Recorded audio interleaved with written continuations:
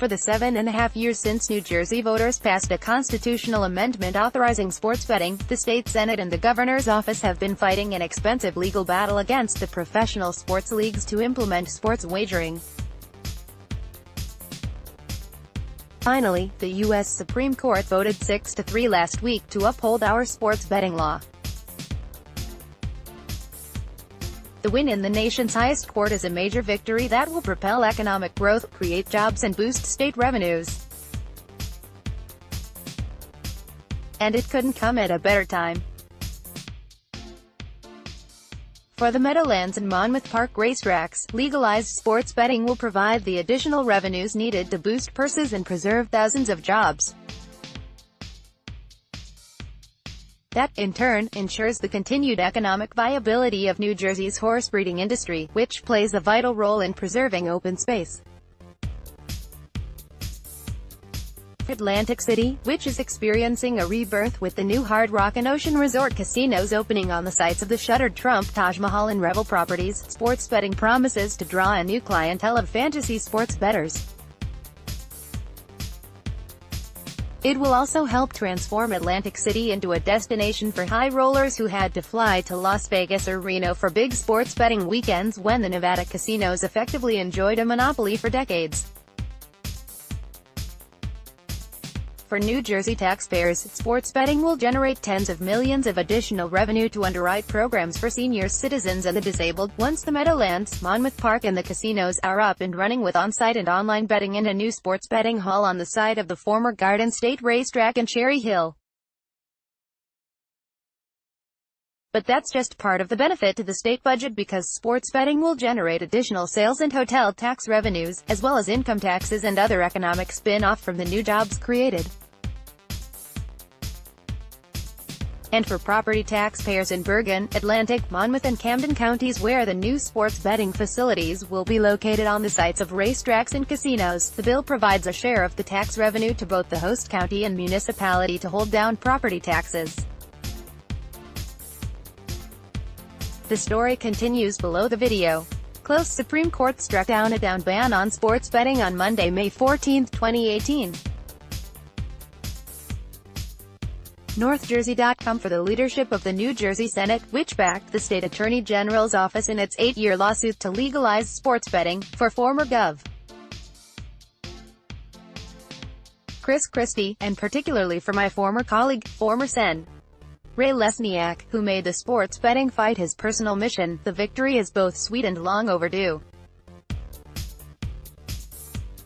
New Jersey voters passed a constitutional amendment to legalize sports betting in November 2011, and the legislature voted on a bipartisan basis to approve legislation authorizing sports betting at casinos and current and former racetrack sites.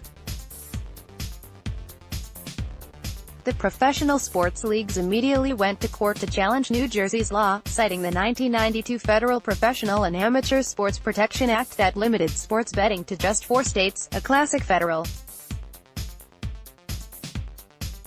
reach into a field of law that traditionally had been regulated solely by individual states. Photo, Getty Images. It cost New Jersey taxpayers $9 million in legal fees to fight this case from the U.S. District Court to the Third Circuit Court of Appeals to the United States Supreme Court before we finally won. But the cost of the $8.8 million in legal fees pales in comparison to the hundreds of millions of dollars in lost state revenue, and the millions in activity and thousands of jobs that New Jerseyans would have held over the past 8 years if the professional sports leagues had not intervened. That is why it is so infuriating that those same sports leagues are now lobbying New Jersey's governor and legislature for integrity fees to guarantee that their games are played fairly. We thought that's what they were doing all along. The story continues below the video. Close. December 4, 2017, New Jersey Governor Chris Christie, Attorney Theodore Olson and State Senator Raymond Lesniak speak outside the U.S. Supreme Court after arguments over New Jersey's attempt to legalize sports betting.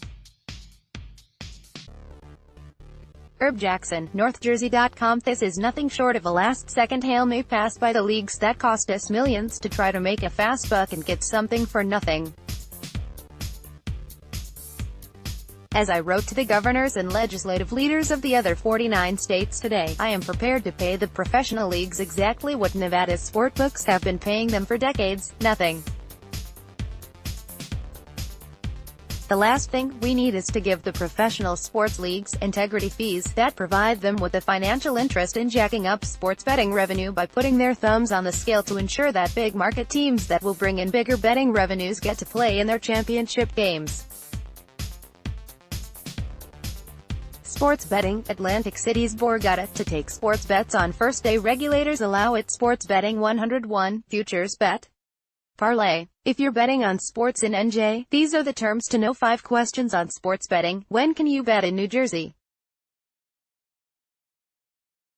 Column. Sports betting winners and losers. Is this a Chris Christie win? He sure thinks so. It is my hope that both the Senate and Assembly will pass legislation setting the parameters for sports betting in New Jersey on June 7, and I expect the bill to be signed into law promptly by the governor. That legislation puts the responsibility for the regulation of sports betting where it should be, with the New Jersey Casino Control Commission and Division of Gaming Enforcement that have done such a fine professional job ensuring the integrity of our casino industry for the last 40 years. Senator Steve Sweeney, D. Gloucester, is president of the New Jersey Senate. Reader share this story, https://njersey.co/2ltwh64